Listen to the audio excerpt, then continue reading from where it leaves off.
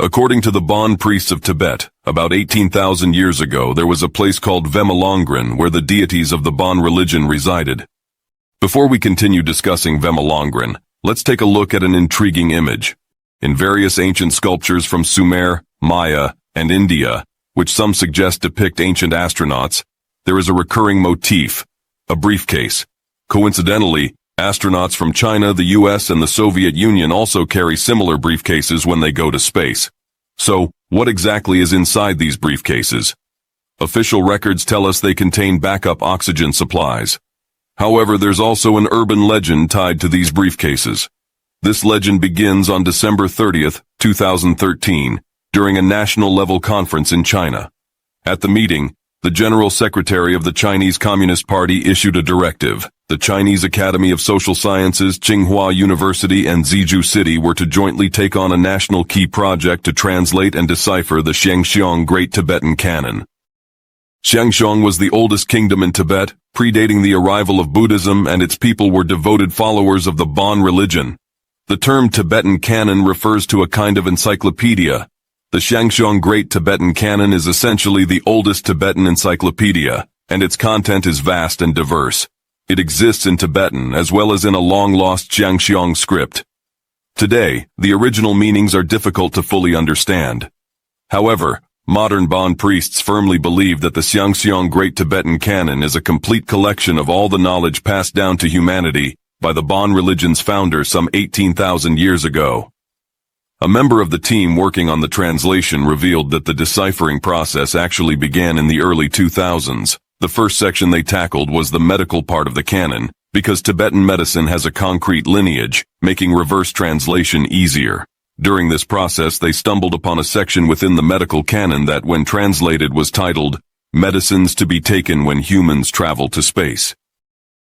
Following the recipe, they developed a medicine, part of which was taken by Chinese astronauts in advance, following the instructions in the canon. The rest was loaded into the astronauts' briefcases and mixed with oxygen to be consumed in space.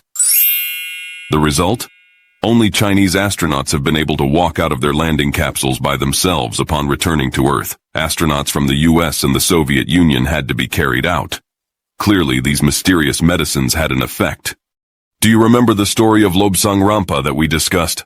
Lobsang Rampa saw a black wall in the secret underground chambers of the Potala Palace, inscribed with records of prehistoric technology. Could it be that the Xiangxiong Great Tibetan Canon is actually part of these ancient technological archives that have been passed down through history? It is said that Vemalongren was the place where the Xiangxiong civilization began. But where exactly is Vemalongren? Buddhism, Hinduism, and the Bon religion all claim that Vemalongren is located near Mount Kailash.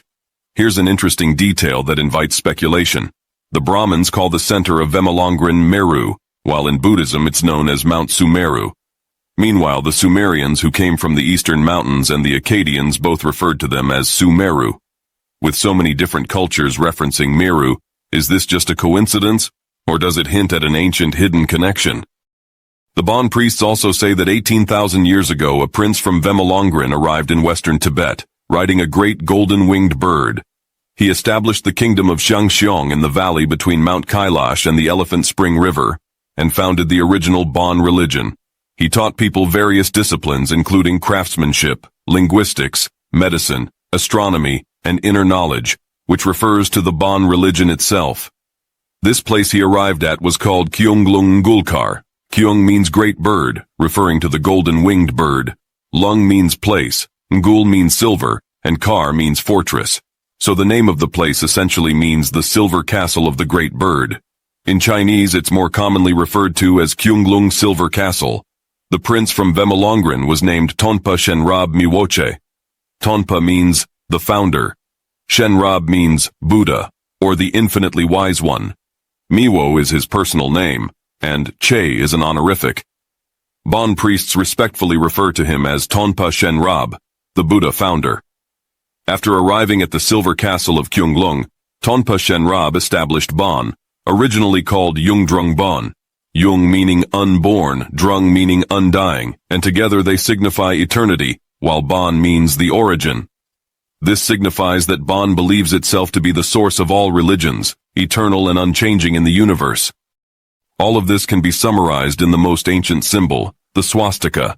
The Bon priests also say that Tonpa Shenrab taught many students and sent them across the world to spread civilization. Afterward, the steppes had the shamans, China had the Yellow Emperor, India had the Brahmins, Persia had Ahura, and Mesopotamia had Sumer. This is why the concepts of the Brahmins Brahma, Buddhism's emptiness, Taoism in China, the Fravashi of Zoroastrianism, and the spiritualism of the steppes are so similar. According to Tonpa Shenrab, we must revere all of nature for we are a part of it. We must cultivate ourselves through nature and understand life within nature. It turns out the idea of Gaia isn't something new from the 20th century. It has existed for 18,000 years. After hearing this, doesn't the worldview of Bon seem incredibly mystical and fascinating? However, the surprising thing is that traces of these ideas may be found in ancient ruins, offering clues to these ancient beliefs. Discovery of Kyunglung Silver Castle. In 1920, a high Bon priest named Master Chongjue sensed a terma. In Tibetan culture, a terma is an unexplained mystery where someone can perceive a hidden treasure or legacy left behind by earlier generations through spiritual intuition.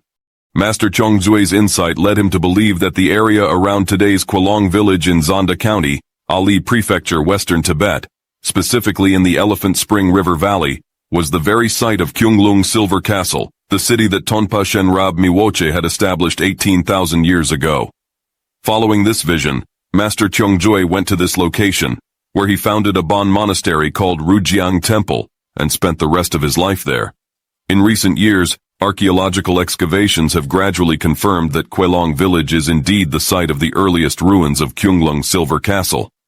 One of the most shocking discoveries is evidence of a sophisticated agricultural system. Remnants of farmland, stone irrigation channels, and city walls have been unearthed. If all this is proven, it would be enough to rewrite human history. Traditionally, we think of Tibet as the roof of the world, and Ali, located in the heart of the ancient Xiangxiong kingdom, as the roof of the roof. Even today, this area is one of the least densely populated regions on Earth due to its harsh natural conditions. It seems inconceivable that such a place could have developed a settled agricultural civilization. But if we expand our historical timeline, we begin to see something astonishing. Before the last mini-ice age, which occurred around 12,000 years ago during the Younger Dryas, Tibet's climate might have been entirely different from what it is today. The Elephant Spring Valley could have been a lush, fertile region, much like the southern part of Tibet today, perfect for agriculture. This time frame intriguingly aligns with the Bon legend of 18,000 years ago, throwing everything into question. Archaeology currently suggests that the world's oldest city site, Göbekli Tepe, dates back to about 12,000 years ago. According to scientific consensus, the first cities and the cultivation of crops by Homo sapiens didn't occur until after the Younger Dryas. In fact, the history of Homo sapiens as we know it essentially begins with the end of this period 12,000 years ago. This scientific view makes the Bon legend of 18,000 years seem like just that, a legend. Its credibility, much like the Sumerian king list, appears fragile. But the discovery of agricultural ruins at Kyunglung Silver Castle seems to suggest otherwise, implying that the Bon priests might not have been lying, and that perhaps 18,000 years ago could indeed have been real. If 18,000 years ago is real, what does that mean? Chinese civilization spans about 5,000 years from the time the Yellow Emperor taught us to plant the first grains of wheat until today. But between 18,000 and 12,000 years ago, there is a gap of 6,000 years. In the Bon worldview, this means that 6,000 years before the Yellow Emperor descended to teach us agriculture, he and other early sages had already studied with Tonpa Shenrab Miwoche at Kyunglung Silver Castle. Broadly speaking, Sumerians, Brahmins, Buddha, shamans, and Zoroastrians, these were all classmates of the Yellow Emperor. They survived the last ice age and the Younger Dryas together, and only afterward descended from Kyunglung Silver Castle to spread their teachings, and those teachings which they shared with the world, originated from Vemalongren, from the prehistoric high-tech archives, and from the wand symbol of Tonpa Shenrab Miwoche. Returning to reality, let's explore whether all these imaginative ideas could actually hold some truth. First, we previously mentioned that Mount Kailash is a shared holy mountain for Hinduism, Buddhism, Jainism, and Zoroastrianism. There's even a possibility that Mount Kailash is the true identity of Kunlun, the mythical mountain said to be the source of Taoism. This cultural phenomenon is absolutely real. Second, the ancient kingdom of Jiangxiong was not located in today's central Tibet, but rather stretched across the highlands of Ali in western Tibet, Xinjiang, the Pamirs, and parts of Pakistan. This geographic location is, without a doubt, the crossroads of east, west, north, and south on this planet. This geographic fact is undeniable. Third, during the last ice age and the younger Dryas cold period, nearly all other hominids around the globe went extinct. It's believed that only around 10,000 Homo sapiens survived. The highlands of Jiangxiong could have indeed provided a climate refuge, making it a critical safe haven for Homo sapiens, our direct ancestors. This paleoclimatic scenario is absolutely plausible. Fourth, in November 2018, a study published in Science revealed the discovery of the Nuya Daegu site, deep in the Tibetan Plateau, which contains a continuous record of both the Paleolithic and Neolithic periods, dating back 40,000 years. This proves that the Tibetan Plateau has been one of the cradles of early human civilization since at least 40,000 years ago. This archaeological discovery is beyond doubt. Now let's reconsider the story of Lobsang Rampa that we discussed before. Our conclusion was that Tibet may have been a refuge for prehistoric Atlanteans.